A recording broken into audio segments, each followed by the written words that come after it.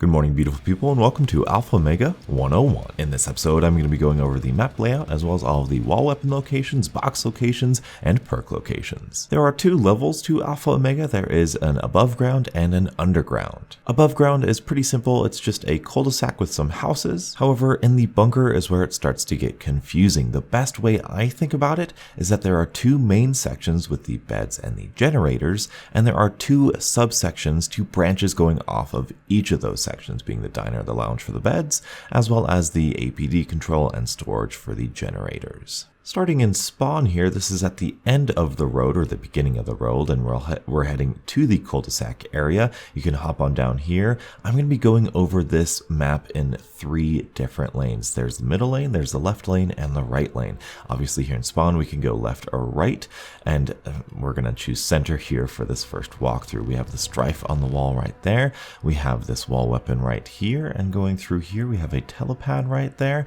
We have another access area for the right and the left section of the map. We have the brew perk right there, as well as the GKS. Moving on to the actual cul-de-sac, we have the big old cul-de-sac. We have the blue house, the yellow house, which can go left or right. We have the telepad in here, as well as the power switch.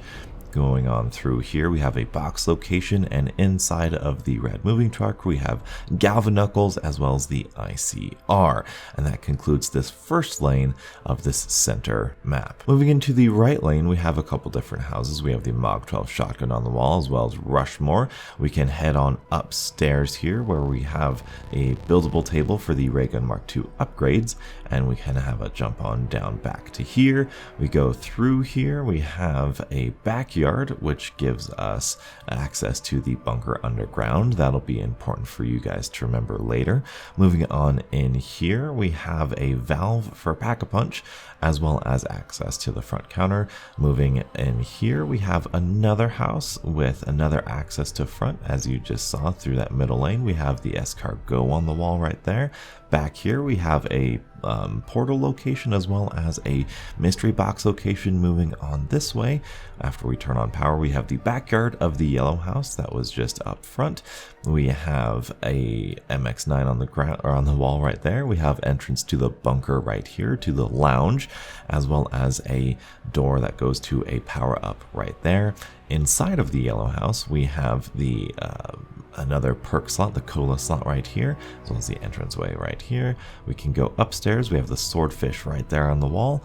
Upstairs we have again access to the backyard. Going through here we have another portal right there, and we have the top part which we can jump off of to the center lane right here. Moving on to the left side of the map, we have APD control right here.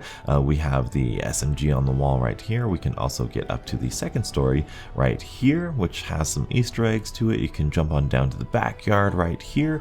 Moving on, we have another valve right there. Moving on here, we have access to the solitary bunker underneath right there, but moving forward we have another telepad right there, another mystery box location right there.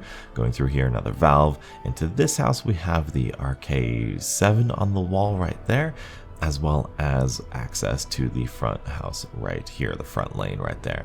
Moving on here, we have the back of the blue house, which gives us that other shotgun wall by right there. We have another portal location right there, and we can move on through the bunker like here.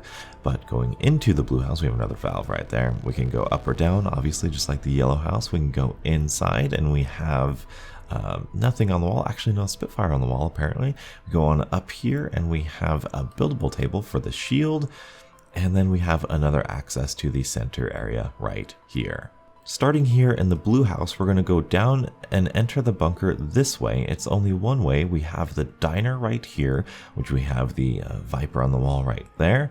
Going through here, we have the soda slot perk right there. And again, that's just one room. We got a teleporter right here. Going linearly through here to the beds area. This is that middle area, as you saw on the map. This is the thing that connects everything to everyone else. This is one of the main sections that was just one branch.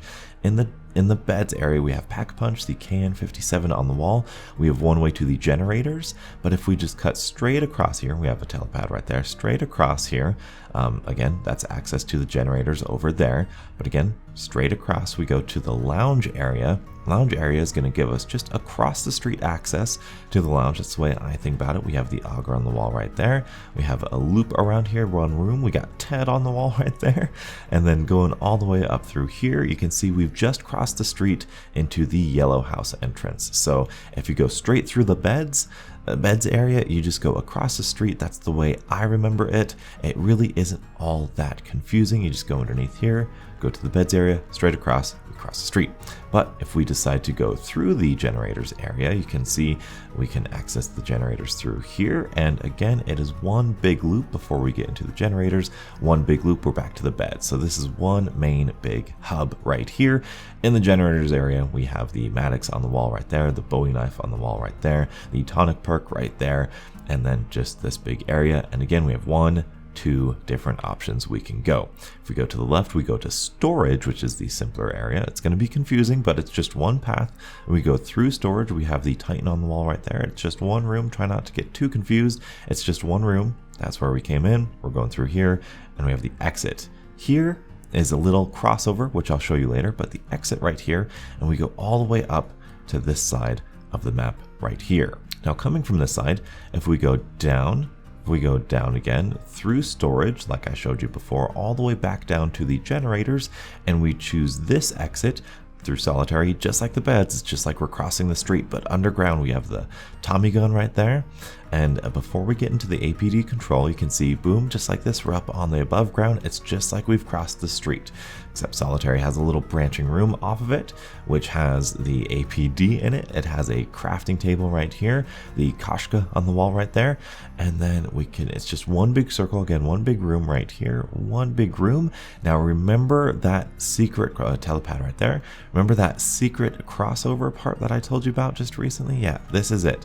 The exit, this is the storage area. It just crosses over just like you're crossing the street underneath here as well. Just to reinforce this, there are 2 areas you can go from the generators, and if we go to the beds area, there's also just 2 areas where you can go, the diner and the lounge. Once you're in this map, once you play it a little bit more often, it is going to be second nature for you to traverse this map really effectively. But anyway, hopefully this video was useful. If it was, let me know by leaving a like on it and subscribing for more Black Ops 4 Zombies content. Thank you guys so much for watching. Till the next absolutely beautiful Zombies morning. I'll catch up with you guys later, and as always, stay beautiful.